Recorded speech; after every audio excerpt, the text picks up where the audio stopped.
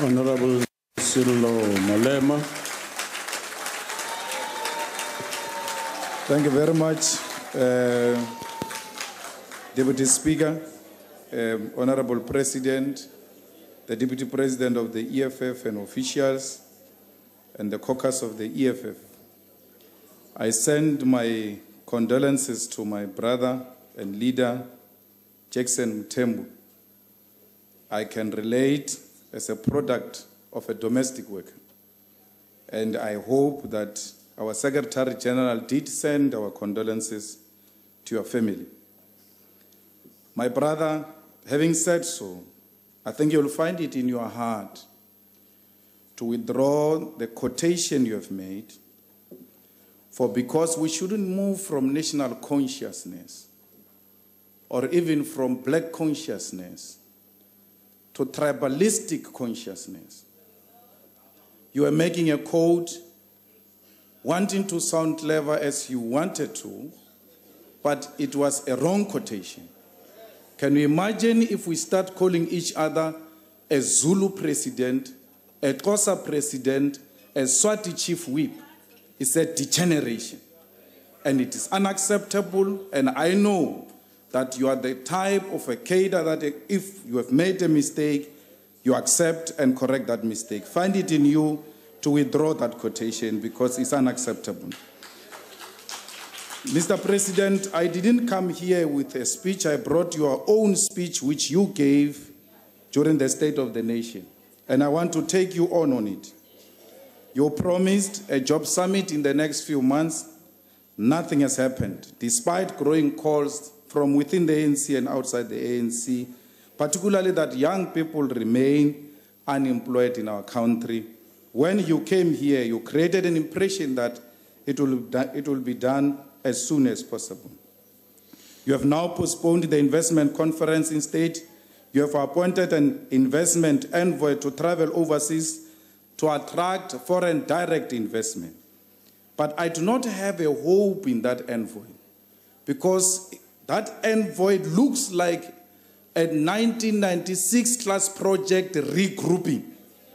And I hope Jeremy and Blade can see what they've set our country for. Order in terms of Rule 82 again. Yeah. Honorable Malema, please take your seat. I would ask the Honorable Maimane, whom I prefer to call the Honorable Malema, to please utilize Rule 82 and refer to Honorable Cronin appropriately. Thank you, Honorable Deputy Speaker. Okay. Honorable Cronin and Honorable Nzimande can see what they have set our country for, because it's clear we're going back to 1996 policies which have not worked for our country. And you know very well that the whole world is saying you cannot grow the economy with foreign direct investment only. You have to stimulate local investment that is led by the state. But we don't see that coming from you. Mr. President, you said you were going to reduce the departments and everybody else was excited and nothing has happened. You actually brought certain people back into the cabinet. The cabinet is still big, 35 ministers, 36 deputy ministers. Majority of those deputy ministers are extremely useless. Let me give you an example with a friend of mine called Kassel Matal. I don't understand why there should be Honorable Kassel Matal. Yeah. I don't understand why there should be a deputy minister of a small business, because that department itself is so useless. And on top of it being so useless, you still add a deputy minister. It's unnecessary, it's unacceptable. I do it with Kassel because he will know that I mean no bad is a friendly fire. Because if I do so with many other... Honorable Matal. Yeah, please do that consistently now. Going forward. I will learn to do it. There is no indication... So, Mr. President, reduce the cabinet, save us money, and redirect that money to the needy department. And if you do so by removing some of your colleagues, particularly those who supported you, that will be a show of character, that you are not in it for factional reasons, but you are in it to build a capable state which will deliver with a sizable, manageable team. President, I came here and told you are bluffing about the land, and now you are wishy-washy and saying all manner of things. It's clear you are not going to expropriate land without compensation. But I need to tell you that we had issued an instruction in the EFF for people to scale down the occupation of land because we wanted to give you time.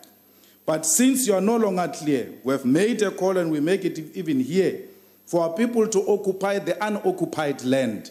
It is their land, because the ANC is not going to give them land anytime soon. You demonstrated that you are not serious when you appointed Honorable Maite into land. She knows nothing about the land. And half the time she's sleeping. I know her. She just wakes up now because I'm talking about her food. If I was not talking about her food, she was not going to stand up. Every time she stands up when we speak about her sleepiness in this parliament, why appoint such a person who have no clue? Honorable Malema, you were not here yesterday. I did plead. When I say take your seat, please take your seat. Just take your seat. Take your seat.